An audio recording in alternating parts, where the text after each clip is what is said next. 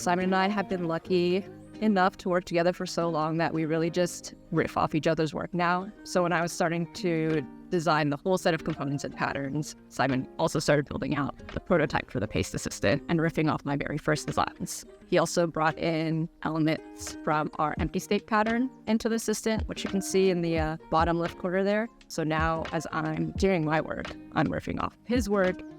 Also plug the Jira plugin for Figma here because it's been super helpful with this collaboration. I've been creating tickets in Figma to make sure anything new I'm adding to the system gets into the engineering backlog too. It was cool to be able to spec out a bunch of details like design tokens. I definitely had that magic moment where it clicked for me why a lot of engineers love being able to do everything in VS Code. Finally felt the same way about being able to do all of that in Figma. At the end of the day, all these processes really just means we get to ship a product that all of us on the team are proud of.